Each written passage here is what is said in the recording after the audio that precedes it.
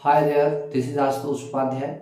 मैं आप सबके सामने बीएससी फर्स्ट सेमेस्टर बॉटनी के इम्पोर्टेंट क्वेश्चन जो एग्जाम में आने वाले हैं या आ सकते हैं डैम श्योर की तरफ। ठीक है, तो मैं यहाँ पर कुछ क्वेश्चंस आपके सामने लाया हूँ। सेटअप क्वेश्चंस हैं जिसको आप अगर पढ़ करके जाएंगे तो एग्जाम में उम्मीद करता हूँ कि अच्छे नंबर आप स्कोर कर पाएंगे। ठीक है, तो बिना वक्त गवाए हम लोग इस वीडियो को पूरा देखते हैं। कम से कम समय में आपका बहुत अधिक कल्याण करने की कोशिश करेंगे। सबसे पहले आप देखिए क्या क्या इंपॉर्टेंट क्वेश्चंस है। मैंने यहाँ पर कुछ चीजें आपको बता दी हैं, जैसे स्टार जो लगा है वो इंपॉर्टेंट तो सभी है, लेकिन वेरी इंपॉर्टेंट के केस में अगर देखना हो तो आप जो स्टार है उसको जल्दी से पढ़कर जा सकते हैं। ऐसा लगेगा आपके पास टाइम कम है तो उनको पढ़ करके जाइए, और अगर आपके पास पर्याप्त समय है आप पूरा लुकआउट कर सकते हैं तो आप जरूर उसको पूरा देखिए। और कौन से क्वेश्चन सेक्शन ए के लिए इंपॉर्टेंट है, सेक्शन बी के लिए हो सकते हैं और सेक्शन सी के लिए कौन से इंपॉर्टेंट हो सकते हैं वो भी मैंने इसमें दर्शाया है। तो सबसे पहले आइए देखिए बेटा, सबसे पहला आपके पास इलेक्ट्रॉन माइक्रोस्कोपी क्या होता है, प्रिंसिपल्स एंड दियर टाइप्स। जैसे कि आपको पता है ट्रांसमिशन इलेक्ट्रॉन माइक्रोस्कोपी होता है, स्कैनिंग इलेक्ट्रॉन माइक्रोस्कोपी होता है, तो दोनों के बारे में पढ़ लीजिएगा और उसका ग्राफिकल प्रेजेंटेशन भी देख लीजिएगा कि इलेक्ट्रॉन गन कैसे निकलता है, लाइट फिर कहाँ पर उसके इलेक्ट्रॉन गन के वेवलेंथ कब कंडेंसर लेंस पर आते हैं, वो पूरा प्रोसेस स्ट्रक्चर आप जरूर देख लीजिएगा। ये सेक्शन सी का क्वेश्चन है। स्पेक्ट्रोफोटोमेट्री और कलरीमेट्री के प्रिंसिपल, वर्किंग और प्रेजेंटेशन, ये आपको पढ़ करके जाना है, वेरी वेरी इंपॉर्टेंट है। और दूसरी चीज, दोनों के डायग्राम का जो प्रेजेंटेशन है एक जैसा ही है। थोड़ी सी थियरी आप अच्छे से पढ़ करके जाइए और उनका जो प्रेजेंटेशन, वर्किंग प्रेजेंटेशन है वो अच्छे से आप एक इमेज देख लोगे। लास्ट में जो मशीन यूज किया जाता है कैलकुलेशन के लिए उसमें थोड़ा डिफरेंस होता है। अदरवाइज हमें पता है कि लाइट, सोर्स ऑफ लाइट होगा, वहां पर मोनोक्रोमेटर प्रिज्म लगाओगे, मोनोक्रोमेटर लाइट आप इस्तेमाल करोगे। ठीक है, फिर वहां पर आप सेल यूज करोगे, ट्यूब यूज करोगे जिसमें आप सैंपल यूज करने वाले हैं। ठीक है, लाइट वहां से पास करेगी, वो सारी प्रक्रिया आप यहाँ पर देख सकते हैं। फिर इसके बाद comment on plasmid and it's factors. Plasmid आपको पता है बैक्टीरिया में जो एक्स्ट्रा क्रोमोसोमल मटेरियल होता है उसी को प्लाज्मिड कहते हैं, और उसके कई सारे फैक्टर्स है, उसके कारण बहुत सारे रिस्पॉन्स उसमें क्रिएट होते हैं। आर फैक्टर है, कोल फैक्टर है, ठीक है, और फर्टिलिटी फैक्टर है। मतलब बैक्टीरिया किसी एंटीबायोटिक के प्रति या किसी मेडिसिन के प्रति रेजिस्टेंट हो जाता है तो वो इन्हीं सब फैक्टर्स के कारण। और बैक्टीरिया में सेक्सुअल रिप्रोडक्शन अगर हो रहा है तो उसके लिए भी जिम्मेदार कौन है, प्लाज्मिड ही जिम्मेदार होता है। ठीक है, तो आप यहाँ पर देख सकते हैं। इसके बाद describe sexual reproduction in bacteria. Reproduction of bacteria बहुत ज्यादा इंपॉर्टेंट है, जिसमें कॉन्जुगेशन और ट्रांसडक्शन। कॉन्जुगेशन तो बहुत ज्यादा इंपॉर्टेंट है, कॉन्जुगेशन का पूरा स्टडी करके जाइएगा। ये सेक्शन सी का क्वेश्चन बनता है। अगर सेक्शन सी का क्वेश्चन बनता है तो कॉन्जुगेशन, ट्रांसडक्शन और ट्रांसफॉर्मेशन तीनों को लिखने की कोशिश करिएगा, तब जाकर के आपको अच्छे नंबर मिलने वाले हैं। Describe lytic lysogenic cycle in bacteriophage. Bacteriophage मतलब वायरस।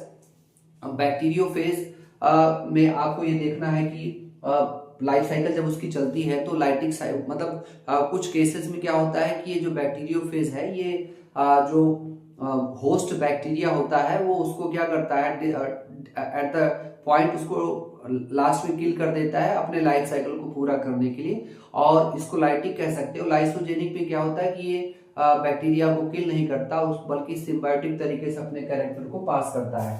ठीक है, इसके बाद आप देखेंगे डिस्क्राइब ग्रिफिथ एक्सपेरिमेंट, जो चूहे पर उन्होंने किया था, ये बहुत ज्यादा इंपॉर्टेंट है। ठीक है, इसको आप जरूर देखिएगा। Economic importance of fungi, algae और फंजाई किस तरह से आपके लिए इंपॉर्टेंट है। जब बात इंपॉर्टेंस की आती है तो सीधी सी बात है, आप उसे ऐसे देखिए कि कुछ यूजफुल फंजाई या एल्गी होंगे जो क्या करेंगे बेटा, इन फूड इन द फूड के रूप में आप उसे इस्तेमाल कर सकते हो। दूसरा, मेडिसिन के रूप में उसको इस्तेमाल किया जा सकता है। तीसरा, इंडस्ट्री में भी उसका इस्तेमाल भरपूर तरीके से किया जाता है। एग्रीकल्चर में भी आप उसका इस्तेमाल कर सकते हैं। ठीक है, और कुछ एल्गी या फंजाई होते हैं जो आपके लिए हानिकारक होते हैं, तो कुछ उनके बारे में, जैसे राउंड वॉर्म जो फैलाता है फंजाई, तो उनको भी आप क्या कर सकते हैं, आप लिखेंगे तो 5-6 हेडिंग आपका बन जाएगा। 5-6 हेडिंग फंजाई का भी बन जाएगा और एल्गी का भी बन जाएगा। सबसे इंपॉर्टेंट आपके पास हेडिंग्स अच्छे होने चाहिए। एग्जामिनर जब आपकी कॉपी चेक करे, कॉपी चेक कर रहा है अगर, तो वो उसके पास पोटेंशियल होना चाहिए कि आपको वो नंबर दे पाए, ठीक है। इसलिए आपको ऐसी चीजों पर ध्यान देना पड़ेगा। लाइफ साइकिल एल्गी में आपको उडोगोनियम, पॉलीसाइफोनिया और कारा का लाइफ साइकिल मैंने बताया इंपॉर्टेंट, जिसमें उडोगोनियम और पॉलीसाइफोनिया को तो आप एकदम वेरी वेरी इंपॉर्टेंट में रखिएगा, मैंने स्टार पहले भी लगा के रखा है। Life cycle of Rhizopus, agaricus और यीस्ट आप उसको यूज कर सकते हैं क्योंकि इकोनॉमिकली बड़ा इंपॉर्टेंट होता है। तो ये हो सकता है यीस्ट का मार्फोलॉजी, हैबिट एंड हैबिटेट पूछ लेता है, तो आप उसको देख लीजिएगा, ठीक है। Classification of algae very very important है, वो आएगा ही आएगा। फिर lichenology and structure of lichens पता ही है कि ये क्या होता है, एक सिम्बायोटिक फॉर्म होता है एल्गी और फंजाई का, इसलिए फाइकोबायोट और माइकोबायोट इसके केसेस होते हैं on the basis of fungi and algae, ठीक है। उनके बारे में पढ़ लीजिएगा। और उसका स्ट्रक्चर कैसा होता है, बहुत ही सरल होता है बेटा, आप उसको एक बार देखेंगे।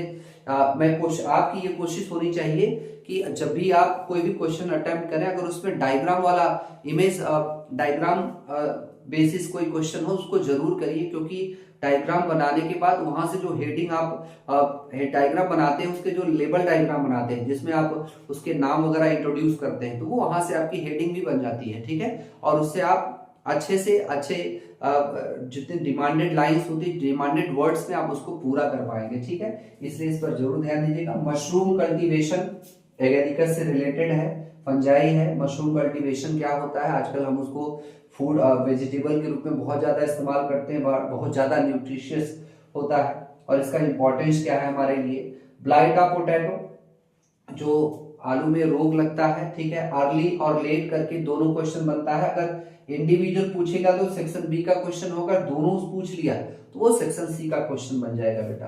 फिर रस्ट डिजीज में आप red, brown and yellow rust तीनों। और एक बात याद रखिएगा, जब आप रस्ट डिजीज आप अपने दिमाग में रखते हैं तो एक बात और कि एग्जाम में पक्सीनिया का लाइफ साइकिल भी आपके लिए बड़ा इंपॉर्टेंट हो जाता है, क्योंकि ये जो रस्ट डिजीज होता है वो पक्सीनिया के द्वारा ही फॉलो किया जाता है, ठीक है। फिर अगला क्वेश्चन आपके सामने आता है कि what do you mean by infection types and disease management. Infection क्या होता है, कितने टाइप्स के होते हैं, डिजीज को कैसे मैनेजमेंट मतलब उसका कैसे मैनेज किया जाता है, रोग फैले ना, ठीक है। इसको पढ़ लीजिएगा, ये कॉमन तरीके से ट्रीटमेंट के लिए है। आप एक तो इसके हेडिंग्स अच्छे पढ़ लेंगे तो आराम से आप लिख पाएंगे। फिर types of disease caused by fungi, fungi के द्वारा, वायरस के द्वारा, बैक्टीरिया के द्वारा।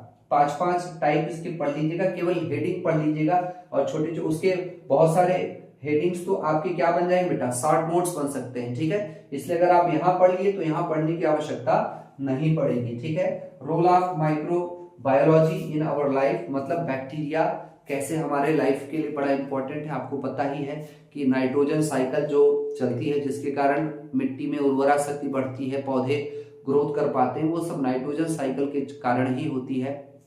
नाइट्रोजन साइकिल बोले तो इसमें आपको नाइट्रोजन का फिक्सेशन होता है, फिर फिक्सेशन एसाइमिलेशन होता है, फिर आप देखेंगे अमोनिफिकेशन होगा, नाइट्रिफिकेशन होगा, डीनाइट्रिफिकेशन होगा। अगर आप चाहेंगे तो उसको वहां से देख सकते हैं, अच्छे से पढ़ लीजिएगा। और दूसरा डेयरी प्रोडक्शन में, बेवरेज प्रोडक्शन में, ठीक है, इंडस्ट्री में इसका खूब सारा इस्तेमाल है। मेडिसिनल फील्ड में आप वैक्सीन वगैरह बनाते हो, वैक्सीन के अलावा जो एंटीबायोटिक्स वगैरह जो बनता है उन सब में इसका बहुत ज्यादा इस्तेमाल किया जाता है। जेनेटिक इंजीनियरिंग में इसका बहुत ज्यादा इस्तेमाल किया जाता है, ठीक है, ठीक है। ये सारे क्वेश्चन बहुत ही इंपॉर्टेंट हैं। इसके अलावा मैं जो मिस कर रहा हूं वो क्वेश्चन क्या है बेटा, यदि आप देखें तो ग्राम स्टेनिंग जरूर देख लीजिएगा, ठीक है। ग्राम स्टेनिंग मेथड क्या होता है, मैंने यहाँ पर ग्राम पॉजिटिव ग्राम नेगेटिव बता दिया है, आप वहां से भी ग्राम स्टेनिंग को अच्छे से समझ सकते हैं, ठीक है। तो ये तो रहे आपके सारे क्वेश्चंस जो सेक्शन बी और सेक्शन सी के लिए इंपॉर्टेंट होगा। आप इस बेसिस पर भी अच्छे से पढ़ सकते हैं। ये वीडियो आपको बहुत मदद करेगी, आप घबराएंगे नहीं। अगर देखें तो सेक्शन सी के लिए 1 2 3 4 5 6 7 8 क्वेश्चन। अगर आप 8 क्वेश्चन तैयार करते हैं, इससे 8 क्वेश्चन से बेटा आप बता दें, अगर आपने 8 याद किया है तो सेक्शन सी के दोनों क्वेश्चन आपके अटेम्प्ट हो जाएंगे। दूसरी चीज, सेक्शन बी से भी आप 2 से 3 क्वेश्चन अटेम्प्ट कर लेंगे। ये 7-8 क्वेश्चन करने से आपके 4-5 क्वेश्चन तो ऐसे ही बन जाते हैं, ठीक है बेटा। इसके बाद अगर आप देखते हैं तो मैंने सेक्शन सी के लिए और सेक्शन ए के लिए जो एग्जाम में कमेंट्स पूछता है, सेक्शन ए का जो क्वेश्चन आता है उसमें किस पर अधिकतर पूछता है, ऑटोक्लेव पूछ लेता है, सेंट्रीफ्यूज मशीन क्या होता है, ठीक है, इसमें हम क्या करते हैं, माइक्रो और मैक्रो पार्टिकल्स को सेपरेट कैसे करते हैं, लेमिनर एयर फ्लो क्या होता है, फिर ग्रोथ कर्व, ये बैक्टीरिया का कर्व है, ये आपका सेक्शन बी का भी क्वेश्चन बन सकता है। ग्रोथ कर्व इसलिए इंपॉर्टेंट है।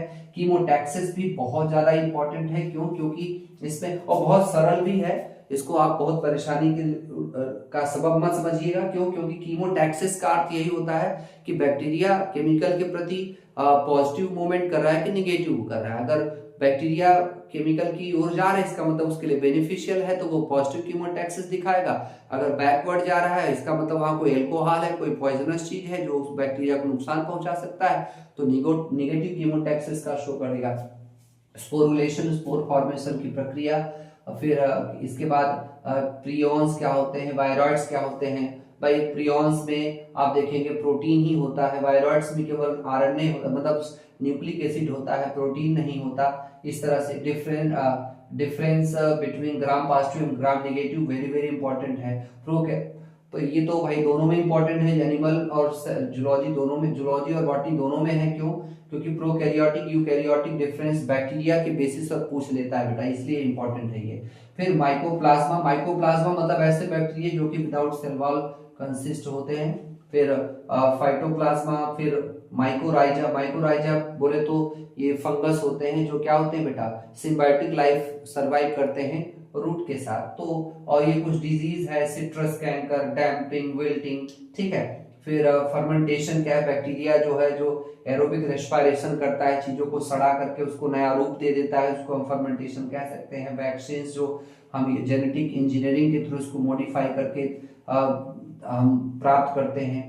बायोपॉलीमर्स क्या होते हैं, बायोपॉलीमर्स मतलब जैसे आपको पता होना चाहिए, बायोपॉलीमर्स का सेंस ये है कि हमारे ऑर्गेनिक मॉलिक्यूल्स की बात करें तो बहुत सारे मॉलिक्यूल्स पॉलीमर हैं। जैसे हम बात करें डीएनए की, तो डीएनए और आरएनए क्या बेटा, पॉलीमर ऑफ न्यूक्लियोटाइड्स होता है। अगर हम बात करें प्रोटीन की, तो पॉलीमर ऑफ अमाइनो एसिड होता है। तो ये सब बायोपॉलीमर्स के रूप में होते हैं। फिर बायो इंडिकेटर है, बायो इंडिकेटर मतलब बहुत सारे जीव क्या है बेटा, इन्वायरमेंटल इंडिकेशन का काम करते हैं। दिमाग में रखो तो लाइकेन जो है ज्यादा पोल्यूशन होता है तो तुरंत वहां से सूखने लगता है, तो वो बायो इंडिकेटर का काम कर सकता है। इसको वहां से पढ़ लीजिएगा थोड़ा थोड़ा करके।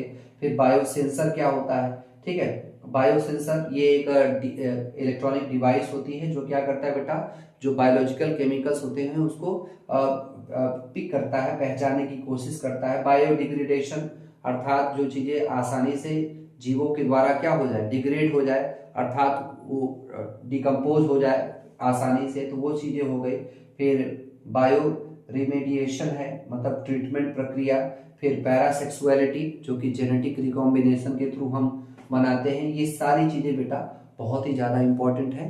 अब मैंने इसमें और एक चीज और बता दिया है कि जो आपका ज्यादा इंपॉर्टेंट है, आपको लगता है कि इतना सारा क्वेश्चन कैसे तैयार करेंगे, तो आप एक काम करिएगा, जिसको जहां पर मैंने स्टार लगाए हैं उसको पढ़ लीजिएगा। और दूसरी चीज, स्टार वाली चीजों को अच्छे से पढ़ लीजिए। और एग्जाम में अगर आप अच्छा करना चाहते हैं तो सबसे पहले हर एक चीज का, हर एक टॉपिक का एक इंट्रोडक्शन बहुत बढ़िया से तैयार कर लीजिए कि एल्गी क्या होता है, फंजाई क्या होता है बेटा, बैक्टीरिया क्या होता है, वायरस क्या होता है, एक छोटा छोटा इंट्रोडक्शन उसका तैयार कर लीजिए, ठीक है। वायरस जो है वो बायोटिक क्यों है, सॉरी, वायरस को लिविंग और नॉन लिविंग के बीच का कनेक्टिंग लिंक क्यों कहते हैं, ठीक है, इसको भी आप अच्छे से पढ़ लीजिए।